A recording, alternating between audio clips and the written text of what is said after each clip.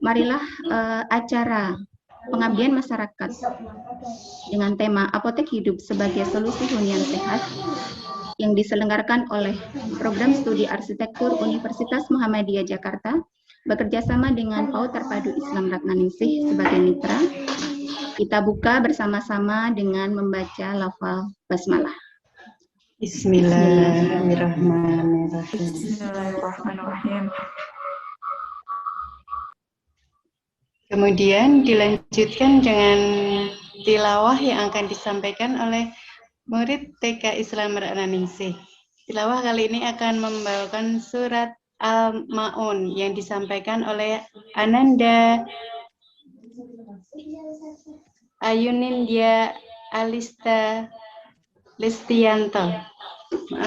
Ayunindya Alisa Sedianto atau Mbak Nindi, yang nanti akan dilanjutkan dengan tilawahnya oleh Ananda Divianisa Azhara Amri.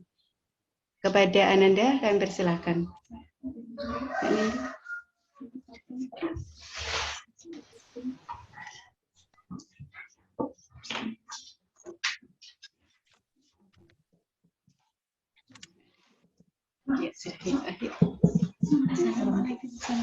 Assalamualaikum. Kamu yang keras. Alhamdulillah ya. A'udzubillahi minasyaitonirrajim. Bismillahirrahmanirrahim. Ara'aital ladzi yukazzibu biddin fadzalikal ladzi yad'ul yatim wa la yahuddu ala ta'amil miskin fawailul lil musallin allazina hum an salatihim sahun allazina hum yura'un wa yamna'un al-ma'un. Sadaqallahul azim.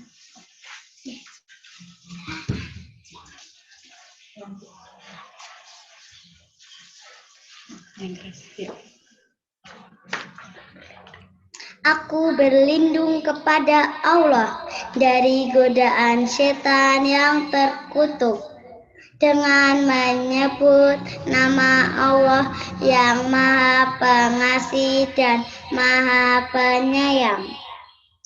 Tahukah kamu orang yang mendustakan agama? Maka itulah orang yang menghati anak yatim dan tidak menganjurkan untuk memberi makan orang miskin. Maka celakalah orang-orang yang sholat, yaitu orang-orang yang lalai terhadap sholatnya, yang berbuat riya dan enggan memberikan bantuan.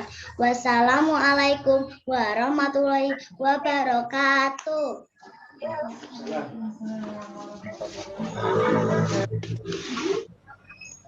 Masya Allah, bagus sekali ya. Demikian tadi. Terima kasih buat Mbak Nindi dan Mbak Rara. Semoga memberikan semangat untuk pagi hari ini. Dilanjutkan acara yang selanjutnya, yaitu sambutan. Sambutan yang pertama akan disampaikan oleh Bapak Dr. Andes Haji Superlan SH MSc HL. Beliau adalah Ketua Yayasan PAUD Terpadu Islam Ratnaningsih. Monggo kepada Bapak, waktu dan tempat kami persilahkan.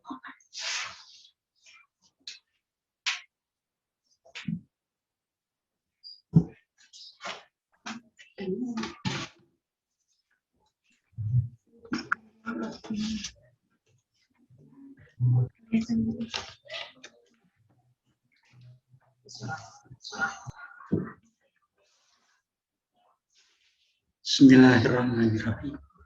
Assalamualaikum warahmatullahi wabarakatuh. Waalaikumsalam warahmatullahi wabarakatuh. Innal hamdalillah nahmaduhu wa nasta'inuhu wa nastaghfiruh wa na'udzubillahi min syururi anfusina wa min sayyiati a'malina man yahdihillahu fala mudilla lahu wa man yudlil fala hadiyalah.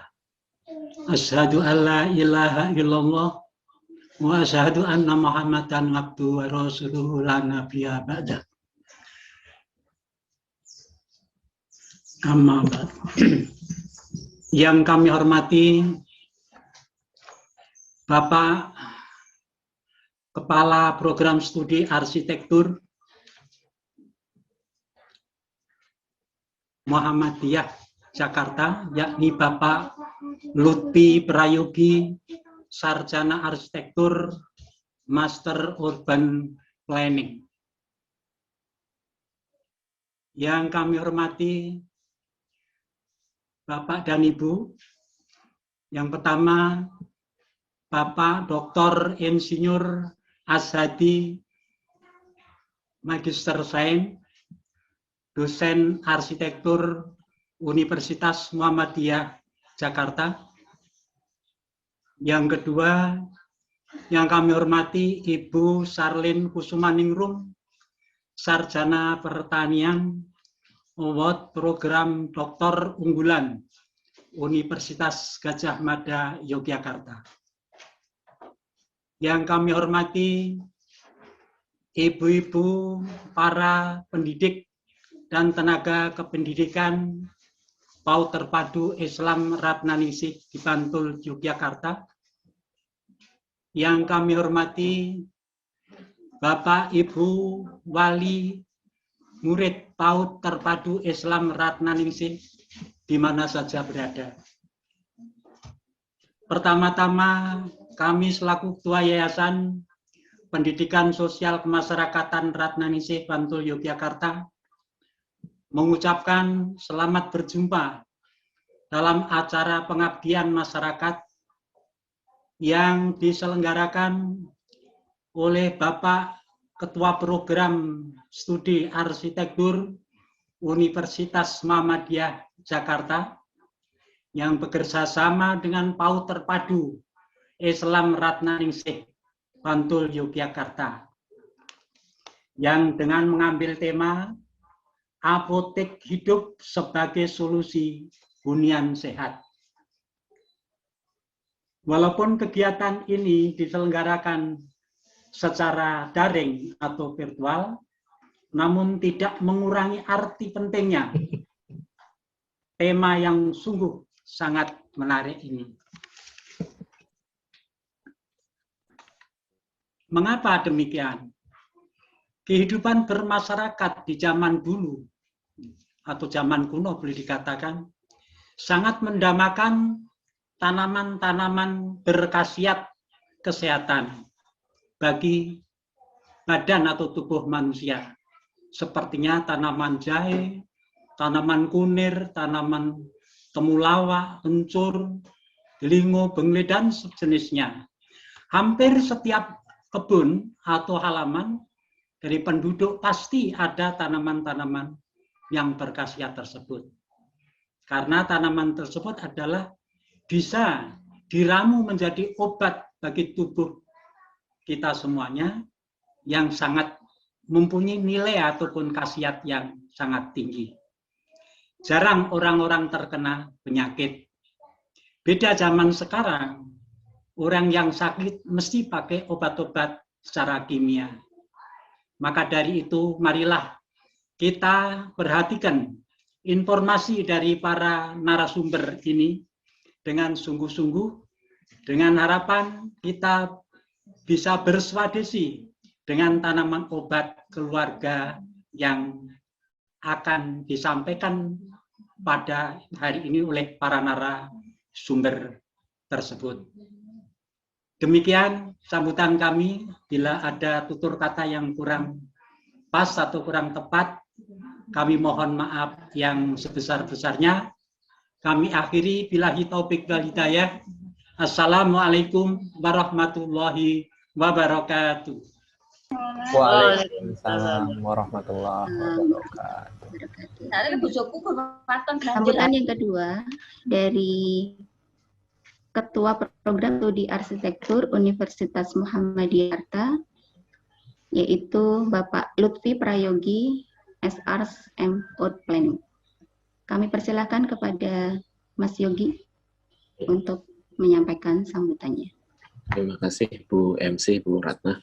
Assalamualaikum warahmatullahi wabarakatuh. Selamat pagi Bapak Ibu yang saya hormati.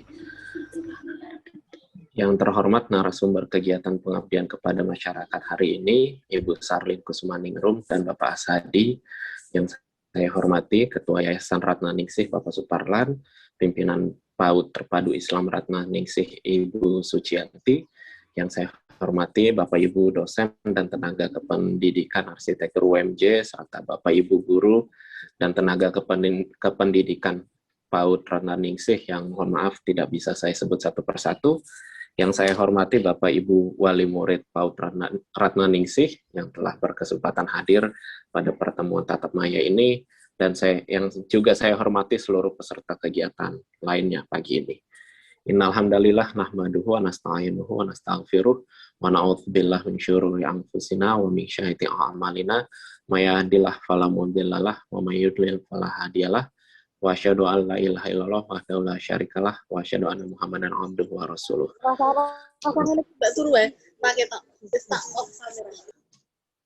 Yang paling pertama tentu saja saya bersyukur ya di pagi ini kegiatan pengabdian kepada masyarakat atau biasa kami sebut Pengmas. Kegiatan Pengmas kedua bersama PAUD Terpadu Islam Ratna Ningsih di Yogyakarta dapat terselenggara. Setelah sebelumnya terselenggara di akhir tahun 2020 lalu. Mungkin kita tidak menyadari ya ini adalah sebuah berkah terselubung atau blessing in disguise. Pandemi yang menjauhkan kita dari rekan-rekan kita satu kota ternyata justru dapat mendekatkan kita dengan rekan-rekan kita dari tempat yang lebih jauh, dari luar kota dan dari tempat lainnya.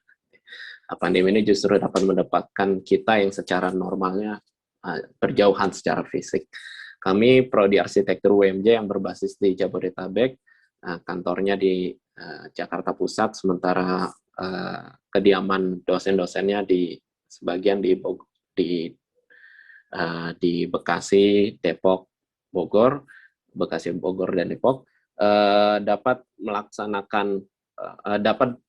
berinteraksi secara intensif dengan PAUD Terpadu Islam Ratna Ningsih yang berbasis di Yogyakarta. Kita dapat berinteraksi intensif hingga dapat melaksanakan 2 kali kegiatan Pengmas. Pengmas kali ini bertema apotek hidup sebagai solusi hunian sehat. Tema ini semakin penting di masa pandemi ini karena kita menghabiskan lebih banyak waktu di rumah kita masing-masing.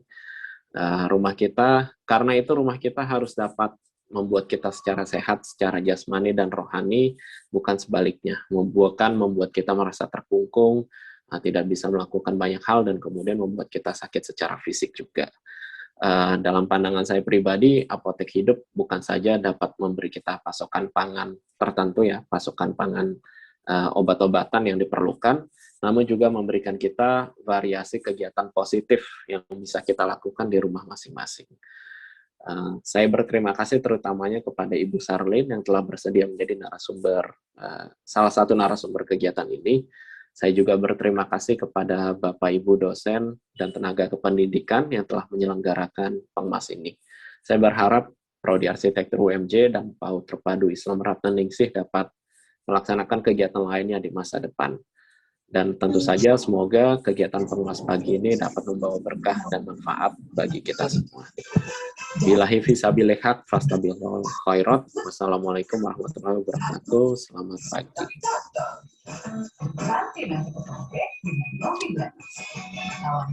Saya kembalikan kepada Ibu MC, Bu Ratna dan Bu Atun. Ya.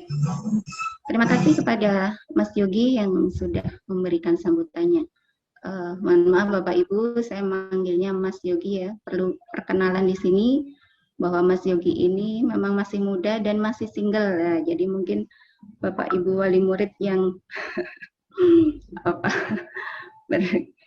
mau menjadikan mantu ya, ini boleh mengajukan permohonan. Ya, terima kasih kepada Pak Yogi ya sudah memberikan sambutannya. dari Jakarta ya, live dari Jakarta. Ya. Ya, mohon maaf. Tadi ada susunan acara yang terlewat ternyata, dan itu merupakan protokoler ya istilahnya. Jadi belum dibacakan tadi adalah menyanyikan lagu Indonesia Raya dan Mars PAUD Ratnaningsih. Mohon maaf karena ini adalah istilahnya memang istilah satu aturan institusi ya. Kita harus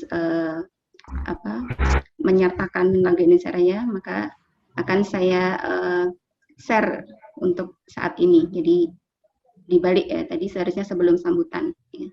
Gak apa-apa, mohon maaf.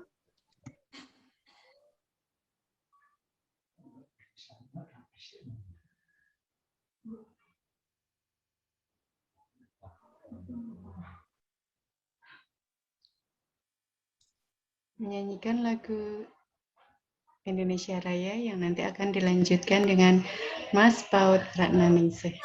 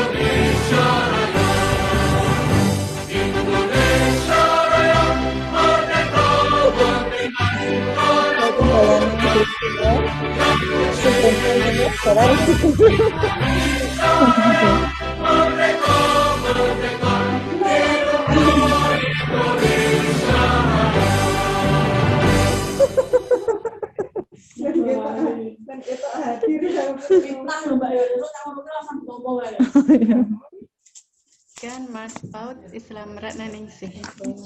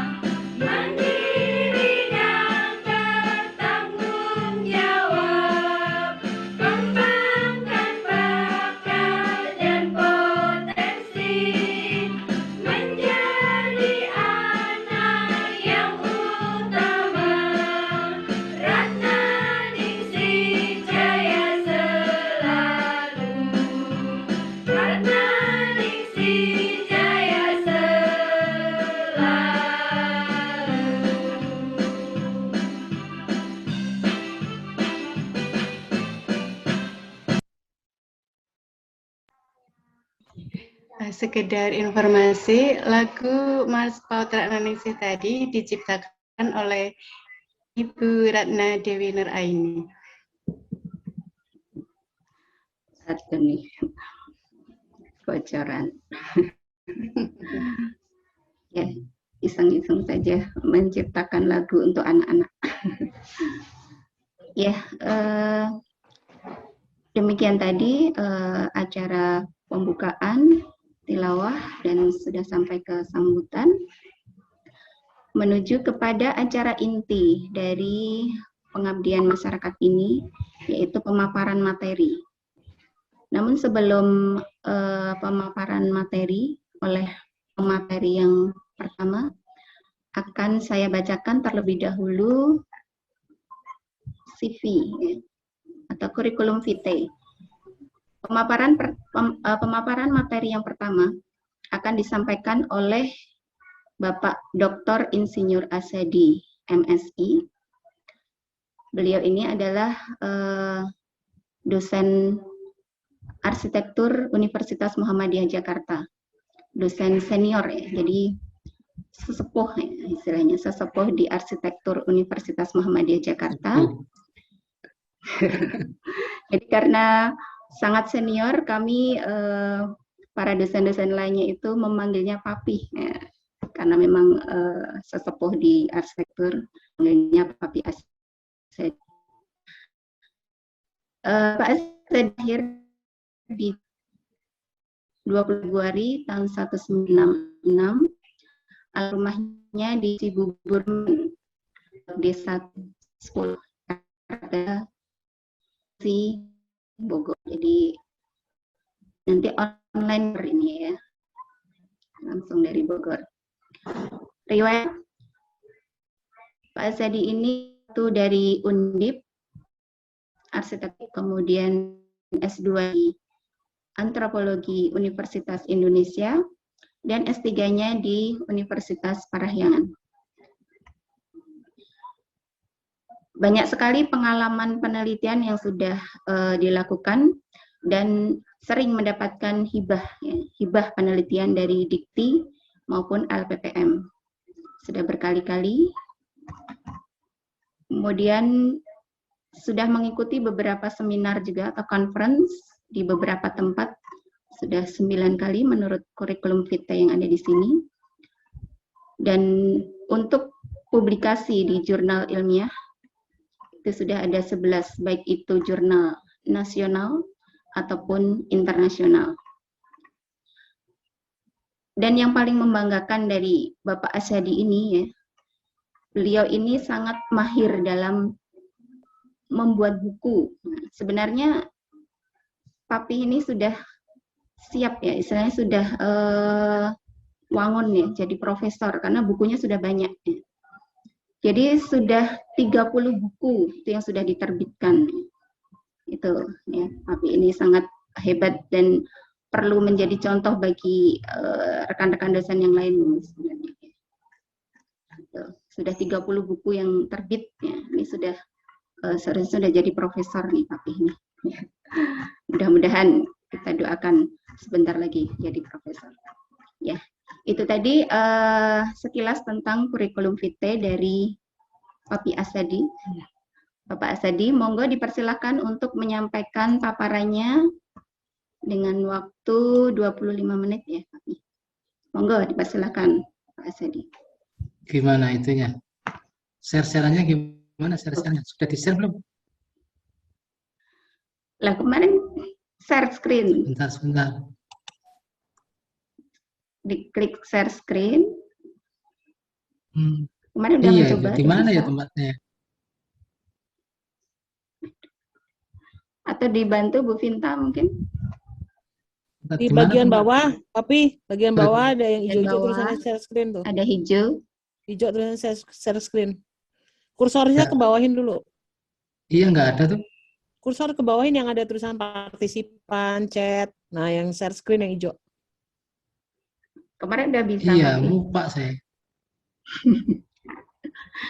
Sebentar. Kursornya ke Kan bawahin nulis dulu. buku jadi lupa. Ini nggak nongol juga. Kursor di ke bawahin, kursor. Iya. Oh, share screen tapi Sudah ketemu? sebentar. Tapi ininya dibuka Dibuka dulu. Oh iya udah. Iya, PPT-nya dibuka dulu. Oke, dulu, Mbak. ya, oke. Sampai lupa, Rek. Udah kelihatan belum ya? Ya. Sudah di slideshow, Papi. Iya. Biar besar. Oke. Ya, alhamdulillah sudah berhasil. Oke, alhamdulillah. Terima kasih waktunya Bu Ratna yang diberikan. Saya akan mencoba mempresentasikan tema tentang arsitektur lanskap ya, yang berjudul unsur alam pada hunian sehat. Oke, saya akan mulai. Jadi arsitektur lanskap itu sebenarnya masuk rumpun arsitektur yang memiliki kekhasan, karena arsitektur lanskap itu berfokus pada di lingkungan di luar rumah, lingkungan di luar rumah, arsitektur lanskap itu di luar bangunan, ya, di luar bangunan. Itu ada elemen-elemen pendukung lanskap, arsitektur lanskap. Itu ada yang soft skill, ada soft dan ada hard ya. Di sini dicontohkan unsur bebatuan, ya, unsur bebatuan itu termasuk hard. Kemudian juga ini elemen keras ya, contohnya elemen keras bebatuan tadi. Kemudian ada elemen lembut soft ya, yaitu tanaman, berupa tanaman, tumbuhan ya, yang yang bisa memperindah lingkungan. Kita lanjutkan ya. Sekarang fungsi utama penataan lanskap itu bisa diberikan beberapa, yaitu yang pertama untuk membentuk bidang-bidang di luar ruang, yang termasuk bisa membentuk ruang juga, ruang luar ya, di antara bangunan-bangunan. Kemudian juga fungsi lingkungan, yaitu untuk menciptakan kenyamanan, karena di sana ada softnya tadi, ada tanamannya ya, jadi untuk kenyamanan. Juga untuk paling tidak meminimalisir gangguan polusi, erosi, dan lain-lain. Kemudian fungsi estetikanya adalah untuk keindahan. Jadi ada beberapa jenis tanaman yang memang dipandang indah. Selain tadi nyaman, juga dipandang indah. Fungsi arsitektur lanskap itu secara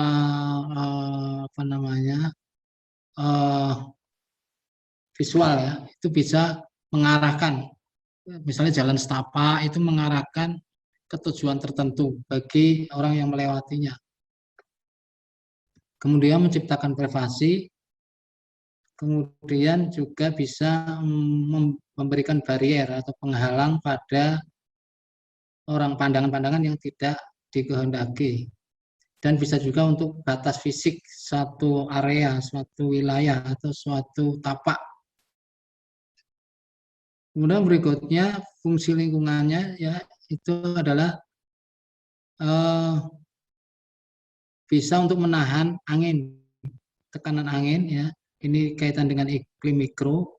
Jadi angin setempat itu bisa terhalang atau tertahan oleh adanya lanskap yang berupa tumbuh-tumbuhan, atau bisa berupa barier dinding hard ya.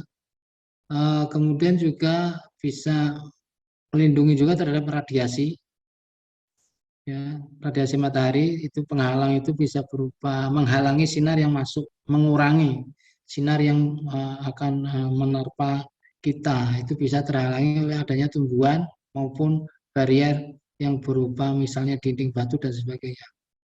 Juga bisa melindungi kita dari hujan ya, hujan dan erosi. Kemudian juga bising, jadi penghalang bising. Jadi tumbuh-tumbuhan dan barrier itu ya yang elemen hard dan elemen soft itu bisa menghalangi suara bising atau bau yang menyengat misalnya, atau bising yang sangat keras bisa terkurangi, bukan menghilangkan tapi mengurangi.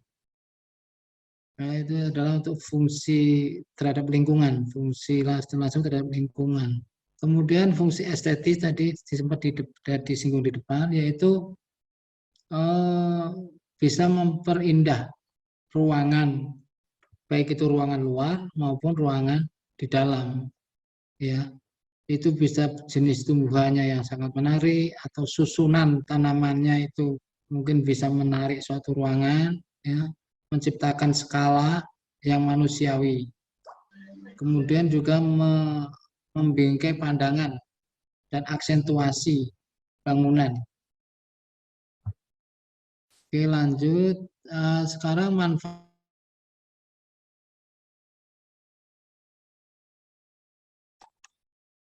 itu bisa menyelamatkan dan memperbaiki lingkungan, ya.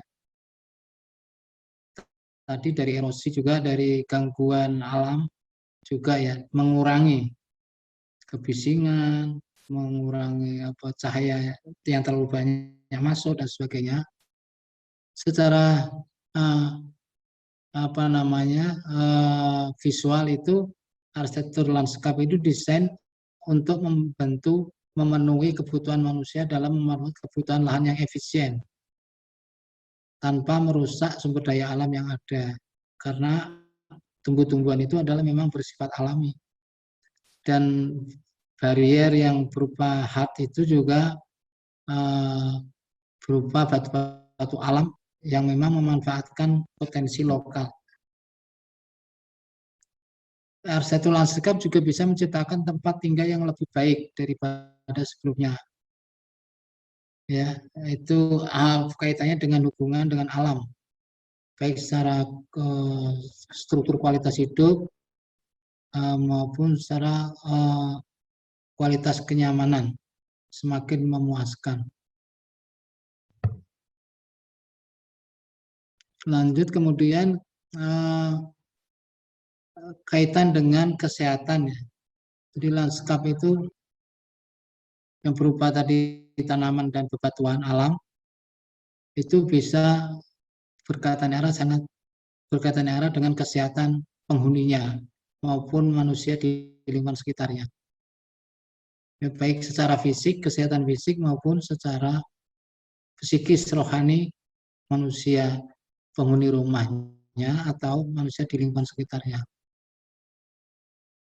Oke, lanjut. Kondisi fisik kehunian, ya, yang yang bisa paling tidak mendukung sehat jasmani penghuninya itu juga berkaitan erat dengan sesuatu yang alami, ya, tanaman dan sebagainya, ya.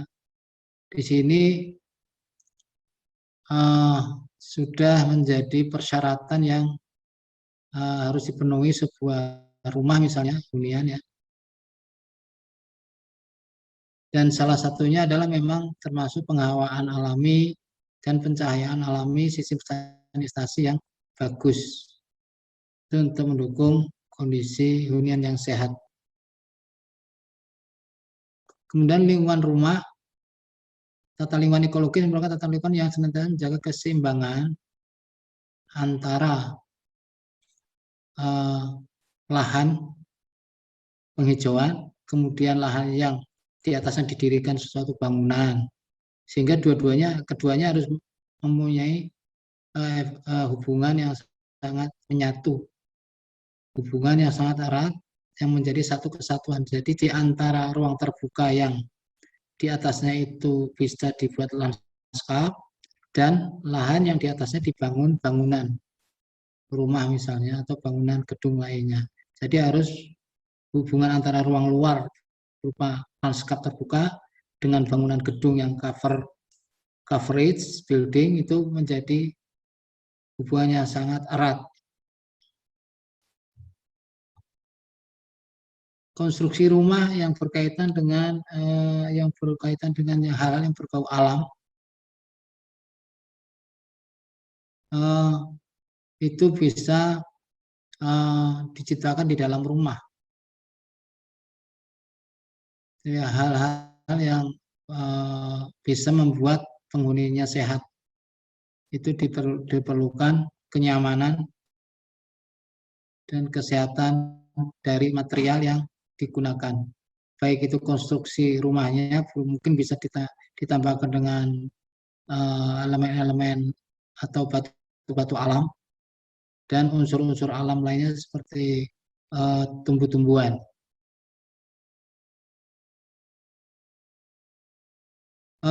Tumbuh-tumbuhan ini bisa juga untuk membantu penyegaran dalam hal penghawaan alami. Jadi ketika udara masuk, itu bisa disegarkan dengan adanya tumbuh-tumbuhan yang ada di sekitar rumah kita.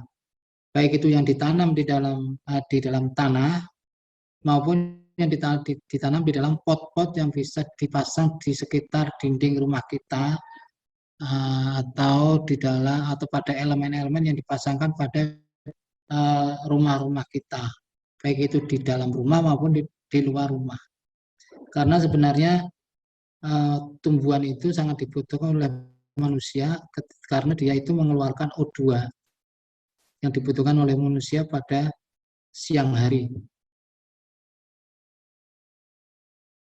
Oke, kemudian pencahayaan alami di dalam rumah yang bisa mewujudkan rumah yang sehat itu adalah salah satunya dengan pencahayaan sinar matahari langsung. Dan pencahayaan sinar matahari langsung ini bisa nyaman masuk ke dalam rumah apabila salah satunya itu di sana ada beberapa jenis elemen tumbuhan. Ya, karena itu bisa untuk menyerap panas yang langsung menusuk ke dalam ruangan atau ke dalam badan manusia, sehingga adanya unsur-unsur tumbuhan ini mengurangi panasnya radiasi matahari yang masuk ke dalam rumah, sehingga bisa membuat rumah itu nyaman dan sehat. Sistem sanitasi di dalam rumah yang bisa mewujudkan rumah yang sehat itu juga harus baik, ya, cara pembuangannya, salurannya dan sebagainya. Kemudian juga saluran air kotornya juga harus lancar, yaitu menjadi faktor penting untuk rumah yang sehat. Dihindari untuk macet, ya, saluran air yang macet, mampet dan sebagainya harus dihindari, karena itu menjadi sumber penyakit, sehingga rumah menjadi tidak sehat kalau misalnya sanitasinya buruk sekali. Oke, kemudian kondisi fisik hunian yang mendukung kesehatan tadi itu banyak ada dalam peraturannya, ketentuan Kepmen, Kipasfil, ya, itu ada beberapa kriteria, walaupun ini sebenarnya hanya sebagai patokan saja, ya. Seperti misalnya rumah sehat sederhana itu paling enggak minimal harus 36 meter persegi luasnya. 36 itu berarti 2 kamar. Tapi jumlah penghuninya 4 orang. Jadi kalau jumlah penghuninya itu lebih dari 4 orang, maka harus ditambah luas 9 meter persegi setiap orang. Jadi setiap orang harus 9 meter persegi, itu adalah 1 kamar 3x3. Berarti untuk kamar, intinya adalah untuk kamar tidur itu harus ditambahkan. Jadi minimal 36 meter persegi, penghuninya 4 orang. Jadi kalau lebih dari 4 orang, setiap orangnya harus ditambahkan luasan rumahnya 9 meter persegi. Paling tidak untuk tambahan 1 kamar. Supaya apa? Supaya sehat jasmaninya dan rohaninya. Rohani itu artinya secara mental orang itu bisa tidur nyenyak dan nyaman di dalam rumah. Kemudian aristok biofilik. Biofilik ini adalah menghasilkan suatu ruang yang dapat menunjang kesehatan mental dan fisik manusia yang menghuninya.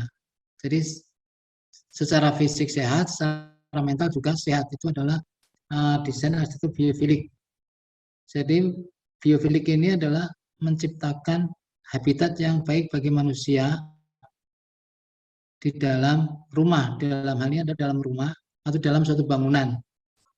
Jadi dia memajukan kesehatan, kebugaran, dan kesejahteraan manusia penghuninya, baik itu rumah maupun bangunan. Itu arsitektur biofilik. Dan ini sekarang banyak menjadi tema-tema perancangan arsitektur Muhammadiyah, arsitektur biofilik. Kemudian pola alam dalam ruang. Jadi dalam ruang sebaiknya kalau memang ada lahan yang cukup, dibuat taman. Taman ya, ada material yang hijau sehingga di samping menyamankan ruangan bisa untuk rekreasi penghuninya. Ya ini ya, ada unsur alam berupa tanaman sehingga bisa menyamankan ruangan. Ini juga faktor-faktor alam, bambu-bambu itu juga bisa ditambahkan, ya bambu-bambu bisa ditambahkan di dalam ruangan. Kemudian ini juga yang tadi saya sampaikan, pepohonan juga sangat membuat ruangan sejuk dan nyaman. Pohon asli ya, jadi bukan pohon plastik, tapi pohon asli.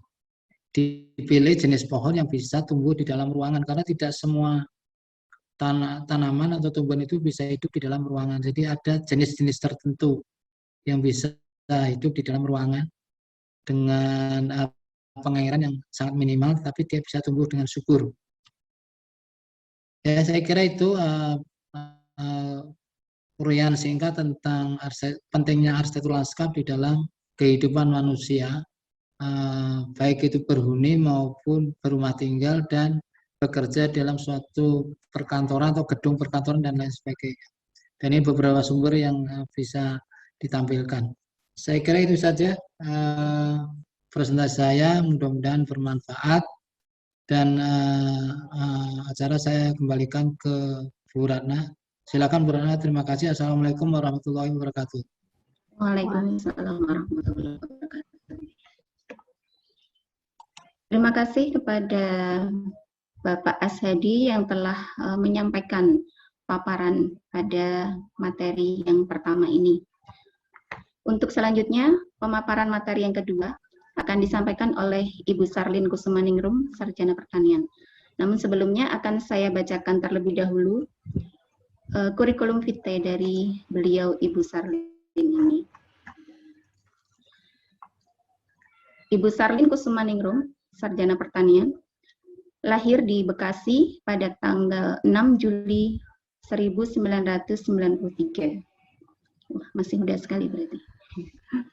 Pendidikan S1 di Agronomi Fakultas Pertanian Universitas Gadjah Mada tahun 2012 sampai 2017.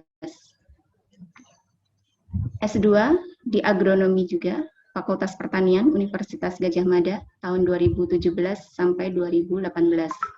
Jadi ini hanya 1 tahun ya untuk S2-nya.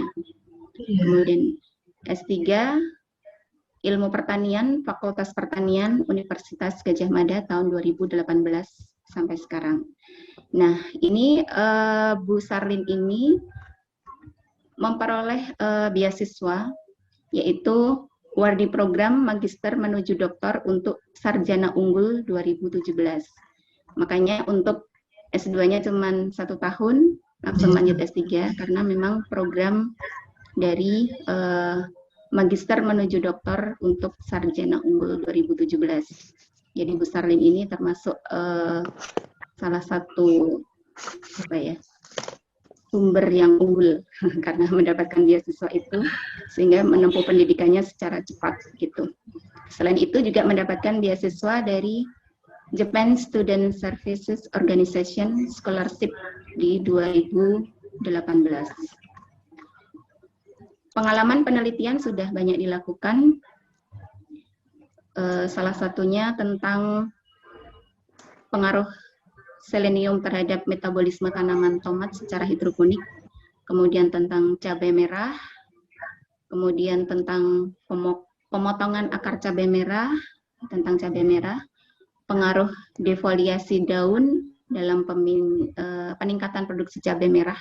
Jadi ini lebih banyak penelitiannya di bidang cabai merah yang memang saat sekarang cabai merah harganya sangat melejit ya. Nah ini sangat ini ya, nanti kita memanfaatkan bagaimana untuk solusinya agar kita bisa tetap mengkonsumsi cabai yang sangat mahal.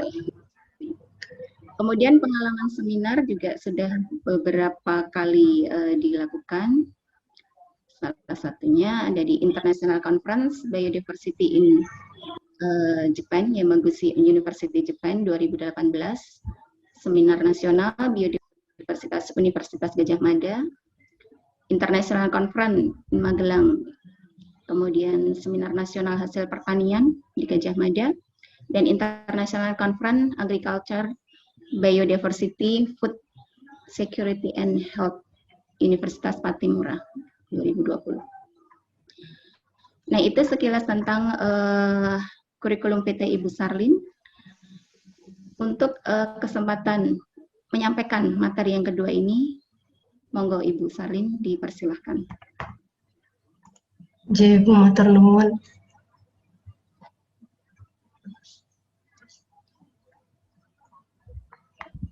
Untuk PPT-nya mungkin Ibu Vinta ya, kan ya. Di slide saya Ibu Vinta mungkin. Ya. Bu, mohon izin kepada Bapak Ibu dosen arsitektur UMJ dan juga Bapak Ibu wali murid dari PAUD Ratnaningsih. Di sini saya akan mencoba untuk memaparkan mengenai budidaya tanaman obat yang bisa dijadikan alternatif solusi dalam mengatasi atau memanfaatkan waktu luang di era pandemi saat ini. Seperti itu. Next slide-nya. Baik, umumnya biasanya tanaman obat itu tidak direncanakan adanya budidaya tanaman obat itu tidak direncanakan secara baik atau lebih tertata dibandingkan misal dengan tanaman pangan ataupun tanaman buah atau tanaman sayur seperti itu. Jadinya sebagian besar umumnya tanaman obat itu dibudidayakan atau tumbuh liar atau tidak direncanakan sebelumnya seperti itu. Akibatnya sukar diperoleh pada saat dibutuhkan. Nah, sementara ketersediaan tanaman obat itu ketika bisa selalu tersedia setiap saat, maka perlu dilakukan sebuah upaya budidaya atau upaya perencanaan dalam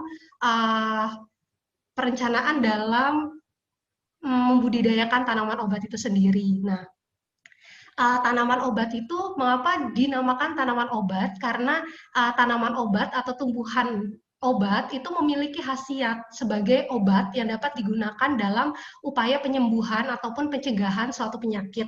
Karena di tanaman tersebut itu mengandung zat aktif tertentu yang dapat memiliki fungsi sebagai sarana atau upaya untuk mengobati suatu penyakit tertentu yang misal masuk ke dalam tubuh manusia, seperti itu.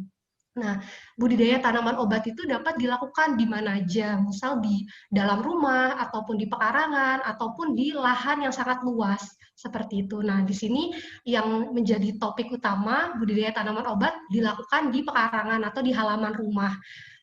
Karena lahan pekarangan itu memiliki potensi dalam penyediaan bahan pangan keluarga, serta dapat mengurangi pengeluaran rumah tangga untuk membeli pangan atau dapat meningkatkan juga pendapatan rumah tangga. Selanjutnya, nah di sini ada beberapa fungsi dari tanaman obat keluarga atau yang biasanya disebut toga. Nah, tanaman obat keluarga atau toga ini memiliki beberapa fungsi atau sebagai sarana ketika pembudidayanya itu melakukan budidaya tanaman obat. Nah, yang pertama itu bisa memperbaiki status gizi karena ketika di sebuah rumah tangga atau banyak manusia atau banyak orang yang membudidayakan tanaman, itu otomatis bisa meningkatkan status gizi karena kita tahu produksi dari tanaman yang dihasilkan, input kepada tanaman yang diberikan, kita juga tahu. Jadinya bisa mendapatkan sebuah kualitas dari hasil tanaman yang baik seperti itu. Kemudian yang kedua, sebagai sarana pelestarian alam, karena ketika banyak manusia atau banyak yang membudidayakan tanaman, itu bisa melestarikan atau memanfaatkan lahan-lahan kosong menjadi lahan-lahan yang lebih produktif, yang nantinya bisa sebagai penghasilan atau nilai tambah atau mendapatkan tambahan pendapatan seperti itu. Kemudian kita juga bisa menyebarkan atau adanya gerakan penghijauan. Jadi adanya gerakan penghijauan yang bisa dilakukan baik di lingkungan pekarangan rumah ataupun memiliki lahan yang sangat luas, bisa dilakukan pembudidayaan, itu juga bisa sebagai sarana penyebaran gerakan penghijauan. Kemudian sebagai sarana pemerataan pendapatan. Jadi ketika ada lahan yang bisa diusahakan, nantinya bisa meminimalkan pengeluaran uang atau pengeluaran biaya untuk membeli barang atau bahan-bahan pangan misalnya, atau membeli obat-obatan misalnya, ketika adanya anggota keluarga yang mengalami penyakit misal, jadi bisa memanfaatkan ramuan-ramuan dari tanaman-tanaman obat itu sendiri untuk sebagai upaya pencegahan. Yang terakhir adalah sebagai sarana keindahan. Nah, adanya tanaman obat keluarga atau budidaya tanaman yang ditata atau dikelola dengan baik bisa menghasilkan keindahan bagi orang yang menghuninya ataupun masyarakat di sekitarnya, seperti itu. Kemudian selanjutnya, next. Di sini kita harus memperhatikan faktor lingkungan yang dibutuhkan oleh tanaman dalam proses budidaya, karena tanaman itu untuk tumbuh dengan baik itu membutuhkan kondisi iklim, curah hujan, sinar matahari, serta tanah yang sesuai dengan kebutuhannya. Nah, kita harus perhatikan karena setiap tanaman itu memiliki kebutuhan iklim mikro atau kondisi lingkungan yang berbeda-beda. Sebagai contoh, ada tanaman yang bisa tumbuh baik di tempat sejuk, tapi ada juga tanaman yang hidup baik atau bisa tumbuh baik di kondisi atau suhu udara yang panas, seperti itu. Kemudian contoh lainnya juga ada tanaman yang membutuhkan sinar matahari yang sedikit untuk tumbuhnya, tapi ada juga tanaman yang butuh sinar matahari yang tinggi intensitasnya supaya bisa menghasilkan dalam waktu yang cepat, seperti itu. Selanjutnya, baik, untuk mengetahui faktor-faktor apa aja yang dibutuhkan, di sini saya coba ada empat poin yang dibutuhkan oleh tanaman. Yang pertama itu cahaya. Cahaya baik berasal dari matahari maupun cahaya yang berasal dari lampu, misal LED atau cahaya-cahaya lampu yang memiliki gelombang tertentu, atau misal cahaya merah, cahaya biru, itu bisa dibutuhkan untuk membantu proses pertumbuhan dari tanaman, sebagai contoh proses fotosintesis. Karena ketika tidak ada cahaya, tanaman tidak bisa tumbuh dengan baik atau tidak bisa melakukan proses fotosintesis dengan baik. Karena ketika proses fotosintesis itu berjalan dengan baik, lajunya itu tinggi, prosesnya tinggi, maka hasil yang didapatkan akan lebih cepat dibandingkan dengan kekurangan cahaya. Tapi juga dipengaruhi atau diperhatikan juga karakter atau jenis tanamannya itu sendiri. Kemudian yang kedua adalah air. Air itu komponen utama juga yang sangat dibutuhkan oleh tanaman. Di tanaman apapun, baik tanaman pangan, tanaman hortikultura, tanaman obat, maupun tanaman hias, itu semuanya untuk proses hidupnya sangat membutuhkan air, karena ketika tidak ada air, tanaman itu memiliki suhu tubuh, jadi badan tanamannya itu memiliki suhu yang sangat tinggi. Ketika ada air, itu akan menurunkan suhu tubuh di dalam tanaman itu. Karena ketika kekurangan air atau suhu tanamannya tinggi, maka tanaman akan mudah sekali untuk layu atau semacam terbakar di daun tanamannya itu sendiri. Ketika kondisi tersebut terjadi, maka hasil yang dihasilkan pada tanamannya itu akan sangat rendah, seperti itu. Kemudian selanjutnya ada nutrisi. Nutrisi dalam tanah itu bisa dikategorikan ke dalam, misal kita memberikan pupuk, baik pupuk organik bisa dilakukan maupun pupuk anorganik juga bisa ditambahkan. Pupuk-pupuk tersebut itu bisa sebagai sumber energi untuk proses metabolisme atau proses pertumbuhan dari tanaman itu. Karena ketika tidak dikasih pupuk, tidak ada nutrisi yang diserap oleh akar, maka tanaman tidak tumbuhnya itu tidak optimal, dan juga hasilnya yang kita dapatkan juga tidak akan banyak, seperti itu. Kemudian juga suhu dalam kondisi lingkungan tanaman itu juga sangat dibutuhkan, karena ketika tanaman itu berada dalam suhu yang sangat dingin atau suhunya itu dingin atau di bawah suhu optimal yang dibutuhkan tanaman, maka pertumbuhannya juga akan sangat lambat. Tapi ketika suhunya itu sangat tinggi, ketika misal musim suhu siang hari, misal tanaman itu mendapatkan cahaya matahari yang sangat tinggi, otomatis suhu di sekitar tanamannya itu akan tinggi. Nah, kondisi suhu yang sangat tinggi atau di atas optimal juga akan berdampak terhadap pertumbuhan tanaman, yang nantinya pertumbuhan akan berjalan sangat lambat, atau mungkin tanaman akan mati karena dia layu terhadap kondisi suhu yang sangat tinggi, seperti itu. Kemudian selanjutnya, nah, kemudian untuk budidaya tanaman obat dalam hal ini itu tidak sukar untuk dipelajari. Berikut adalah tahapan dalam budidaya tanaman obat itu sendiri. Yang pertama adalah kita harus menyiapkan kondisi media tumbuh. Jadi media tumbuh ini bisa berasal dari tanah atau lahan yang sangat luas, atau bisa juga tanah yang nantinya akan ditanam di media tumbuh, baik menggunakan polybag, bisa menggunakan botol-botol bekas, bisa menggunakan pot-pot yang berukuran kecil atau pot yang berukuran besar juga bisa. Nah, tujuan dari pengolahan tanah ini sendiri, kita untuk membuat kondisi fisik tanah itu menjadi baik.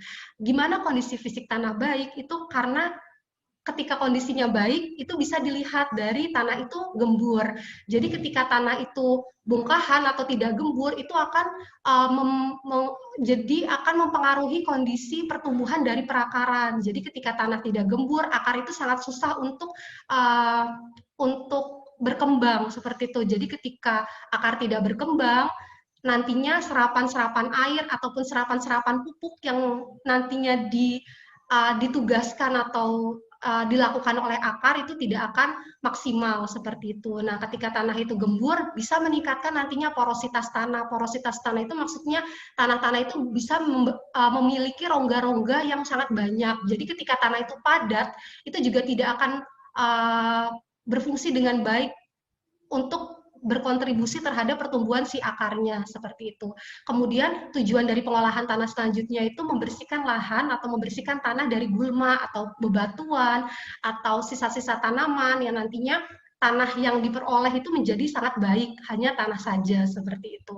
Kemudian ada kegiatan kalau misalnya memanfaatkan lahan yang sangat luas, itu ada kegiatan penggaruan. Penggaruan juga bisa dilakukan untuk menghancurkan gumpalan-gumpalan tanah yang berukuran lebih besar, sehingga tanah yang didapatkan itu menjadi lebih halus, dan juga tanah